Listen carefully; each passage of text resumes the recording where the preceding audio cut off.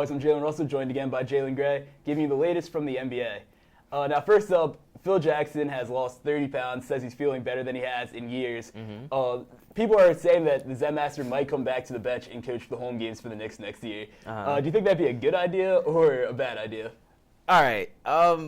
I think you can look at this in two ways. It's obviously, at surface level, a ploy for them to attract free agents to New York, obviously. Which they need. But if that doesn't work, why else would you do it? Like, it's literally Phil Jackson saying, I want you guys to pay me another salary, and, I'm going to sit here and try to implement the triangle from New York. And he's not going to travel with the team, so...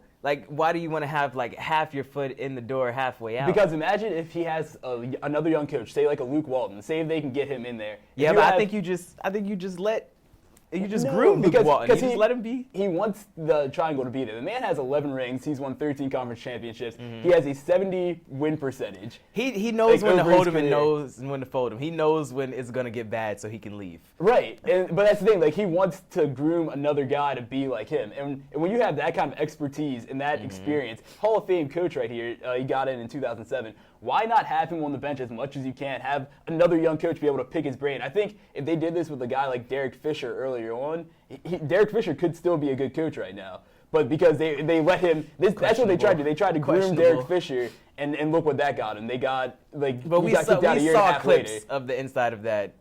True. That huddle. True, and that's the thing. He wasn't really. It wasn't a pretty sight inside of that huddle. Like a cheerleader, essentially. But still, I think that having a guy like Phil Jackson on that bench could be really good for them. The man has never missed the playoffs.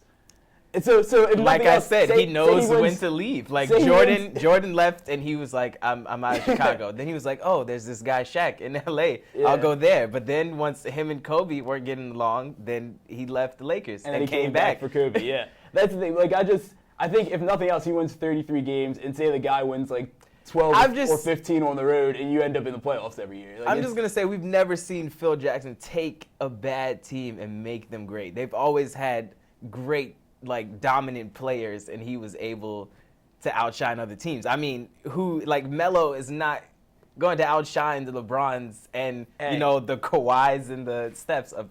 In the words of Kobe Bryant, what are you going to win with? A bunch of scrubs? Come on. It's yeah, but he doesn't have anybody. He's not going to get KD. So you're saying Melo's a scrub? He's not a scrub, but there's levels to this stuff. That's fair. I'll give you that much. Moving on, the Thunder have been just awful in the fourth quarter, god awful in the fourth quarter. They have blown the most fourth quarter leads in the NBA, more than the Sixers, which is saying something. They've blown 12 of those. So with that being said, Russell Westbrook has actually been to blame for a lot of this. A lot of people would say. Would you say that they should sit him in the fourth quarter? He's also produced a lot of their wins. Sure. Would you say they should sit him in the fourth quarter or maybe in crunch time? I really don't think so, because I think you have to leave that threat there. I mean, you could obviously just get. Who else are you going to put in? They only have one other point guard on the roster, who is Cameron Payne. He averages 5 points a game and 2 assists. Okay. Russell Westbrook, he may be erratic. Most of the times he's turning the ball over. He's trying to make a play for another guy. He's just trying to thread the needle. But we have.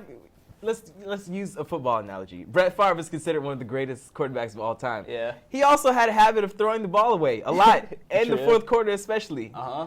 I mean, our last memory of him is throwing an interception in the Superdome. That's true. But the thing is that Russell Westbrook has been awful in the fourth quarter. And I'm not saying that you need to sit him the entire game, because obviously he's arguably the second best player in the league right now. But when he's shooting 10 of 39 in his last 8 games, in the fourth quarter, 0 for 11 from 3. They lost 5 of those 8 games. The man is awful in the fourth quarter right now, and maybe he just needs to relax during it. I'm saying, burn him out for the first 3 quarters, 36 minutes, all 36 minutes. I don't think you can burn Russell Westbrook out. And then sit him for the fourth quarter. Cameron Payne is decent, and maybe he needs more minutes. Maybe if you let him play with KD a little bit more, where he can just be an assist guy. He averages 2 assists. He's not going to set anybody else up, and you're going to have KD sitting out there all alone with no other threat. You're just going to be able to double and triple team him without worrying about anybody. Westbrook is shooting 13.3% from 3 in 5 minutes. That's usually because they're down and they're desperation threes. That 3 that he took against the Clippers was awful. That's such a great microcosm for the decisions he makes. He takes a running 3 off balance with 6 seconds left. I'm willing to take that opportunity with one of the best players in the league. All right. Well, we'll see if he can pick it up down the stretch or into the playoffs, hopefully. He can be coached. He can be groomed. Yeah, we'll see.